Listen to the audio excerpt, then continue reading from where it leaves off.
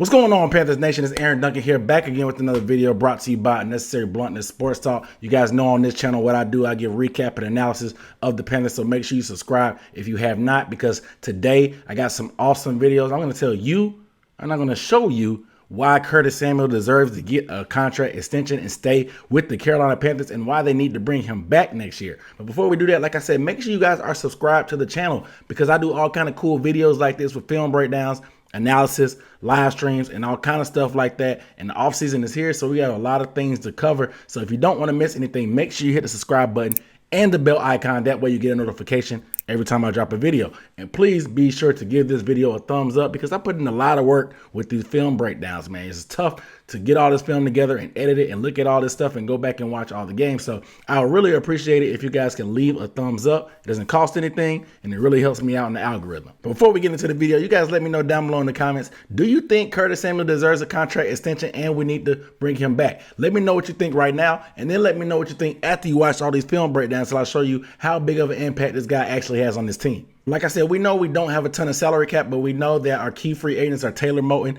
and Curtis Samuel. Taylor Moton obviously is going to be the top priority because we need to shore up this offensive line. A lot of people think we won't be able to bring out both of them. I think that we probably can find some room. If you saw my offseason video that I'm going to bring out, I'm going to show you exactly how we make some cap space. So make sure you guys are tuned in and subscribe so you can catch that one, because I figured out how to get some cap room to keep both of these guys, because I think we do need both of them. I know we need a mainstay at Taylor Moton to kind of build this good foundation for whoever's going to be our quarterback next year, but we also need to keep this core of weapons, because we have 4 guys go over 1,000 yards, and we're bringing Christian McCaffrey back. I think Curtis Samuel has a big part in this offense, so I definitely think we should bring him back. So the biggest difference that I see in Curtis Samuel's game from now compared to the prior coaching staff is the fact that they're actually using him in the slot. You know, Ron Rivera, under his system with North Turner, they try to put Curtis more on the outside to get him going deep and running all kind of stuff in the route tree. Curtis is not that pure of a wide receiver. Granted, he does have wide receiver skills. In this offense with Joe Brady, it's allowed him to be in the slot to be able to go against slower safeties, linebackers, and slower nickelbacks that he can run by and get by and beat with his quickness and his speed. Not to mention he's deadly in open field. And with Christian McCaffrey being out, he's been forced to be utilized in the run game. And he has those skills going back to Ohio State. So it was amazing to me just to see some of these runs, the kind of reads that he made and broke tackles and was able to get big time yards. So we're going to get into it right now. So as we look at this first play, the thing I love most about Curtis Samuel is that the amount of versatility he has and the willingness he is to do what it takes to be a good teammate. So with Christian McCaffrey being out 13 games this year, Mike Davis stepped in, but Mike Davis got beat up some. And we know we needed some experience in the backfield to kind of take some slack off of him. We had some rookies in Rodney Smith who came on a little bit later in the season, but we know Curtis Samuel was a playmaker, and we know he has a background playing running back in Ohio State. So on this play, we're going to show him in the running game just to show that. I'm going to let this roll. This is last week against the football team. He's going to get an outside zone run. And you can see right now, he's beelining straight for the sideline. He turns that corner thanks to a good bop by Taylor Moton right here. He's one-on-one with the safety, makes him miss it. He's off to the races, drops the shoulder, and gives this man a ride that you can't even get at Six Flags, man. You can't get a ride like that at Six Flags. Pushes the defender for 20 more yards after dropping that shoulder. So you're going to get a good look at here. Look at Taylor Moton's block right here on the edge. He's going to get enough of this guy just to give Curtis Samuel enough to be able to get outside. That's going to be the read on the outside zone. You want to read this guy. If you can get outside of him, go. And Curtis does. Makes a beautiful move. Makes the guy fall. Drops the shoulder. That's 5, 10, 15, 20, 24 yards that he drags the defender.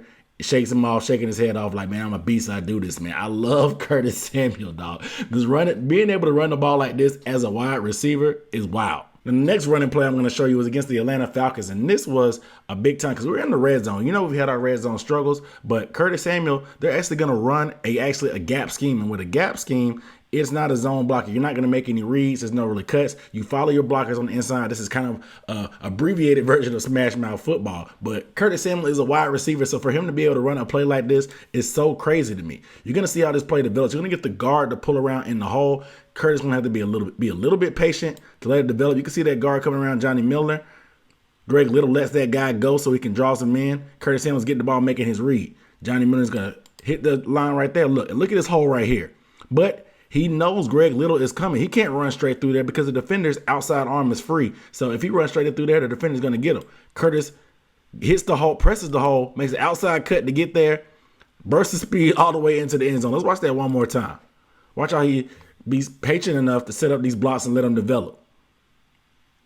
It happens real fast. You get that kick out block. He gets in, jump cuts. Let's Greg Little come and wipe that guy out. He's in the end zone looking like doing the Thriller dance, man. You got to love Curtis Samuel being able to read the defense, even in the zone blocking and in gap scheme blocks. So in this play, we're going to get a shot of Curtis Samuel in the more traditional position that he played most of this year. Now, the difference, like I told you guys, between him and Joe Brady's system and Curtis Samuel and North Turner's system is that Curtis Samuel actually got to play in the slot receiver. With the acquisition of Robbie Anderson, we were able to put Curtis on the inside. That way he's matched up against nickels, linebackers, and safeties at times. But this time, he's actually going to be in the slot down here, lined up against a pretty good corner, Chris Harris Jr., Super Bowl champion Chris Harris Jr.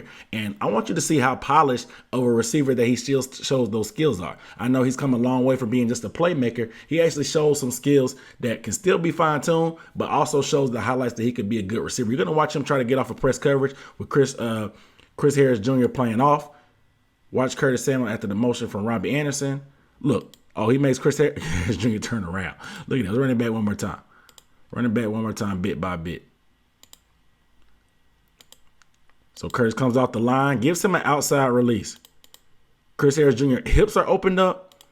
Curtis gives him a 1-2 to come back inside. Chris Harris Jr. turns around, and look at all that room. That's 2 yards open. Teddy lets it develop. He's wide open for a while. Teddy gives him the ball. He gets it, and it's time to make plays and do what Curtis Samuel does, making guys miss. He's so slippery in open field. He fumbles the ball, but it's all good there because he's able to get back on it. But just how good of that release that is, let's watch it one more time just to get a good feel for it. He's going to watch Chris Harris Jr. down here. Boom. Makes him do a spin move. He's lost. Curtis Samuel gets it. Breaks tackles. 2 tackles. He fumbles the ball, but he's still able to get on it. What a big play by Curtis Samuel. The best thing about Curtis Samuel is he's really worked on his game to develop into an NFL quality wide receiver and a playmaker especially, because before he used to do a lot of body catches because he was a running back. He didn't have the best of hands, but we've heard about him in the offseason working with the jugs machine consistently and just being on that all day, working on those hands. He's going to put that in this play right here. He's going to be the single receiver at the bottom of the screen here. And he's going to drag across the field on a deep over route. It's going to be a pretty bad pass from Teddy, and Curtis is going to have to make a crazy adjustment in the hole. It's behind him, but he lays out and makes a spectacular catch. Like, that's all hands right there. Let's get it from a different angle. You're going to see him come across. He gets jammed.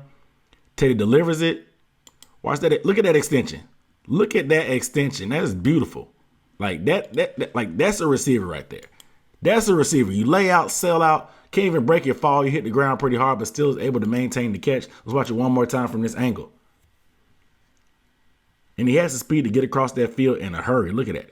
He gets through, gets across. He's on the other side of the field. Teddy puts it behind him, but he's able to lay out, adjust, and make a beautiful catch, man. Beautiful. I think my favorite part of Curtis Samuel this year was his ability to be so clutch on third down. He's one of the best wide receivers on third down in the NFL, with leading the league in third down catches and conversions. And this time, we're backed up against the Minnesota Vikings on the final drive of the game. It really not much here. Teddy kind of just throws it up to Curtis Samuel. Curtis Samuel's only 5'11". This is not a type of receiver that you throw it up to, but he's going to do it. Curtis is going to be in the slot. He's going to make a spectacular catch and make a play for his quarterback. He gets a free release and comes all the way across the field during the middle.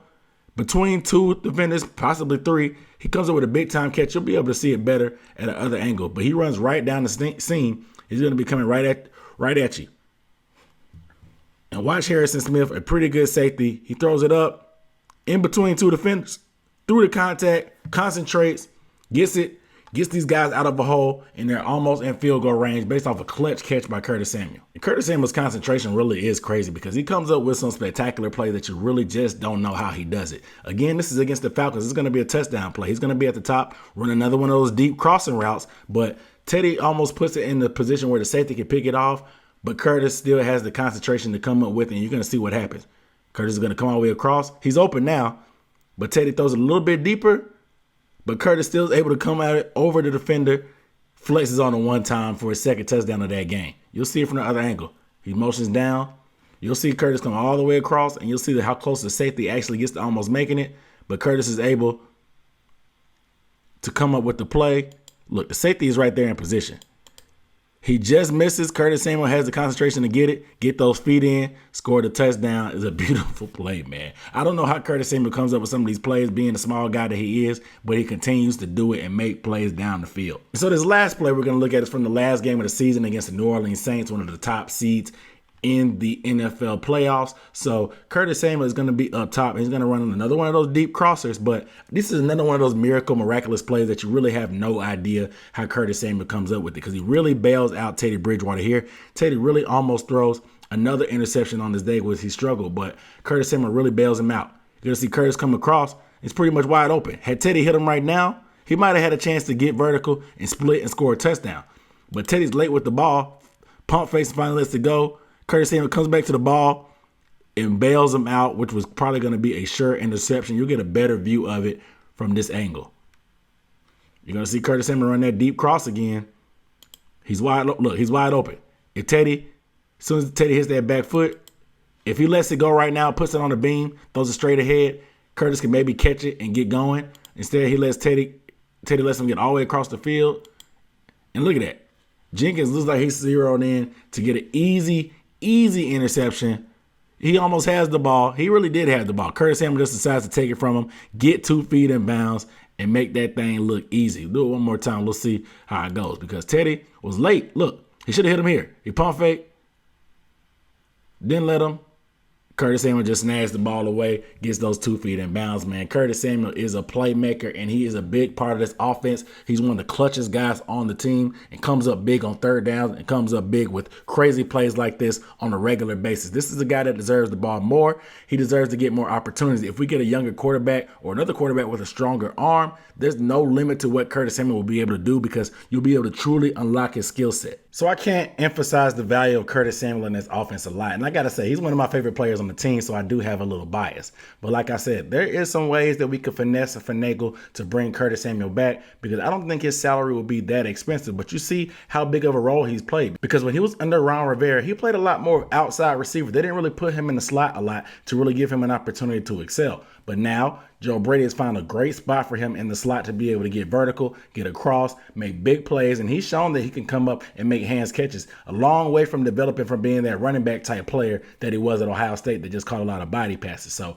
I'm loving Curtis Samuel's trajectory, and I still think he has a lot of meat on the bones if the Panthers get a stronger arm quarterback that can really help him stretch the field. But you guys let me know down below in the comments your thoughts about Curtis Samuel now after you've seen the video clips. And do you think we should really bring this guy back and sign him if we can get him for $11, $12, $13 million, something fairly reasonable? Let me know down below in the comments. But like I said, make sure you guys are subscribed to the channel, because I'm dropping all kind of Panthers content this off season, so you don't want to miss anything. So without further ado, I'm Aaron Duncan signing off. I'll see you next time.